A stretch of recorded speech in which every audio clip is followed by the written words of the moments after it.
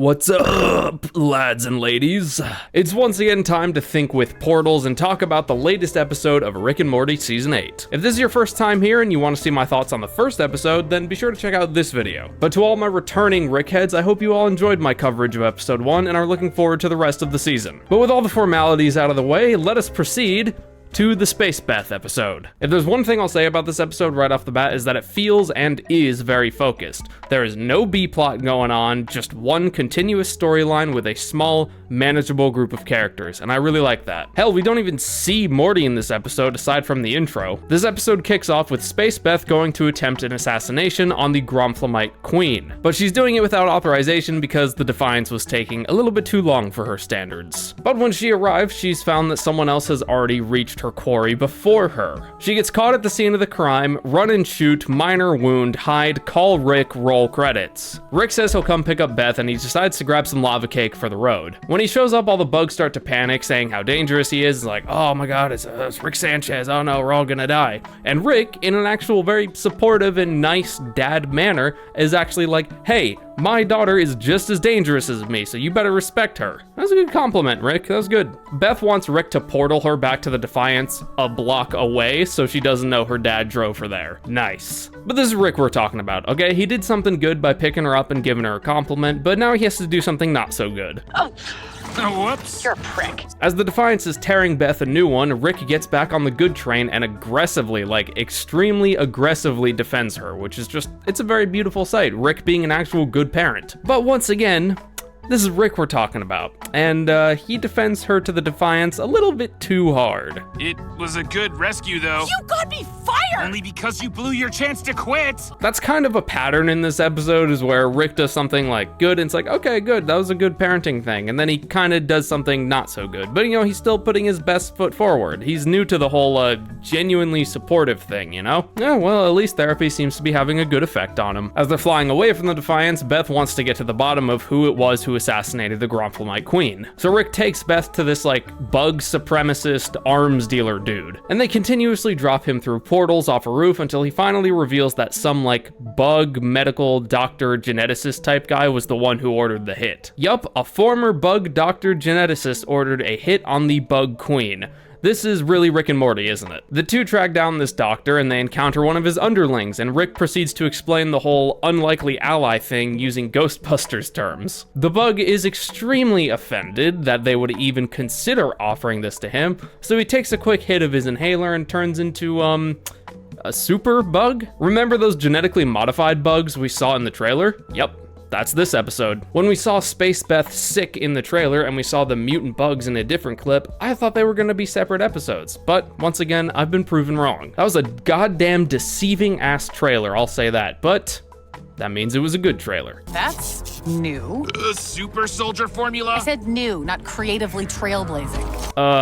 Try hard self-awareness much? I love this little multi-gun that Rick is holding in this episode. It kind of reminds me of Book's bullet hell from Terraria's Juiced mod. But this bug doctor finally shows himself and he gives the whole blah blah blah about, Yeah, millennials killed Blockbuster Video. Jeez, Rick, do we have to bring that up? It breaks my fragile cold heart thinking about how Blockbuster is dead. Did you have to bring that up? Rick and Beth both get yeeted out the airlock, play trailer scene, and She's getting away! And living rent-free in your head! the fuck? We're using that term in this show now? What was that rent-free in your head shit? It's dumb people saying something meaningless because they've learned a new Did phrase. it just mean Oh my god, I take it all back. I'm so glad they included this phrase just so they could take a rip and a jab at all the new stupid, dumbass, meaningless phrases going around. You know, the time of writing this script, I just got off of a stream where we had a whole discussion about brain rot and how these dumbass people just go around parroting all the dumbass, meaningless things they heard on TikTok or whatever. And now Rick and Morty is making the exact same argument that we were.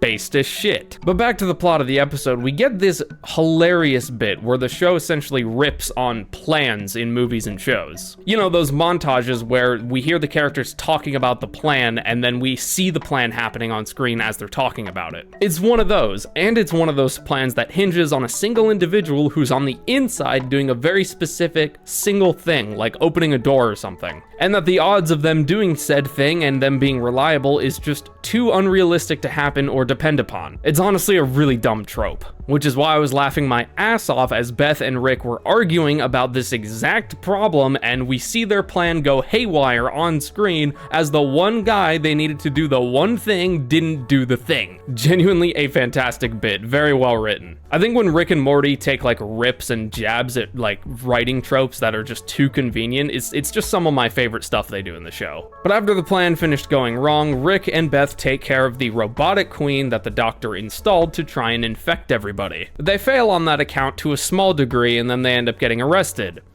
For about 4 seconds. Even though Rick said earlier in the episode that this virus only infects bugs, it actually did end up infecting Beth. But it seems to have a slower effect on mammals than it does on bugs. And so comes the unlikely ally of this plot that we were just talking about earlier. It ends up being the entire bug government and this like badass bug general dude who's like the leader of like some kind of like squad. Oh, that's a cool visual. Ow, shit, what the hell? No, sorry. I brought in my rotating math projector light. A rotating math projector light. Not only is this general bug dude cool enough to work with mammals, but he's also a giant fucking nerd. Man has got mad style. Rick finally manages to make a cure that can cure the infected bugs, and he proceeds to brag to Beth about how, yeah, it might suck to be related to him most of the time, but it has its perks. This might seem like an arrogant and selfish moment for Rick, and I guess to a degree it kind of is, but considering that Rick immediately proceeds to infect himself and then cure himself just in an effort to try and save his daughter or clone of his daughter's life, he's really come a long way since season 1, huh? Like, that was a genuinely selfless moment, just accompanied by a selfish comment. It is bring your daughter to work day. Bring your daughter to work day? It's my work, Dad. You were sitting on that one for the last 6 hours?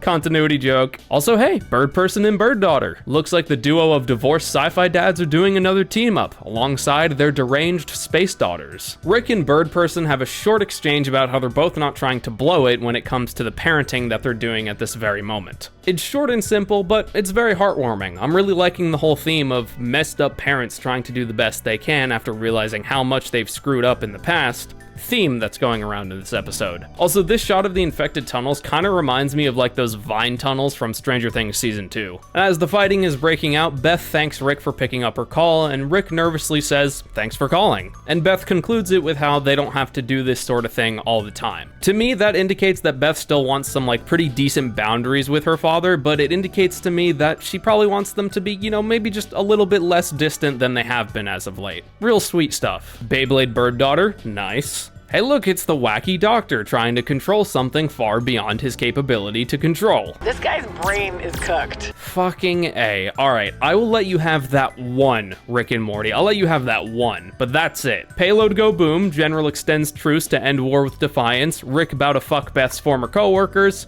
Roll credits. In this episode's post-credit scenes, we meet Cisco, who is Rick's guy on the inside who was supposed to do that one thing he needed him to. Turns out he's just a humble druggie who did one favor for Rick in the past and got a shitload of money for it, cause it's Rick. You know what? Someone start a counter on how many times I say "it's Rick" for the remainder of this season. I'm curious how many times that phrase is going to be used. I gotta say, I think I enjoyed this episode a lot more than I enjoyed the first one. Not to say that the first one was bad or anything, it was a good episode. But this episode combines a lot of my favorite things that I want to see out of TV shows and movies. Characters with good writing and development, fun, campy action, follow-up on previous plot lines in the form of bird person and bird daughter, and seeing a character as flawed as Rick Sanchez put his best foot forward to try and do right by his kin or clone. Also, it was just wholesome as fuck all the way around. Like, you don't get that too often in Rick and Morty, but this episode was just wholesome. You know, in its own Rick and Morty kind of way. There were also some pretty good gags in this episode, like the math projector one, the rotating math projector light. Like, I was not at all prepared for that. I thought that was just like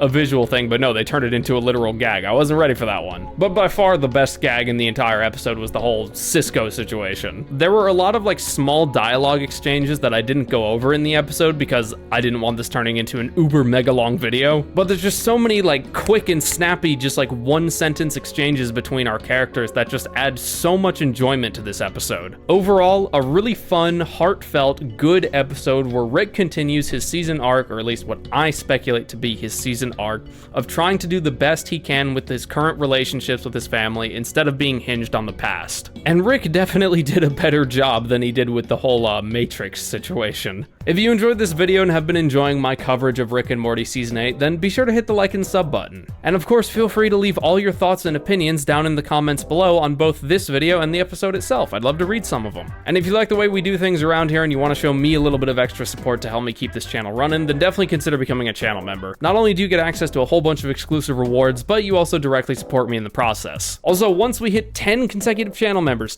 10 members, I will start doing weekly members-only streams, where you, the members, get to decide what I suffer through. All right, fuck this. I'm going to the Gloppy Drop system for some ice cream. See you later.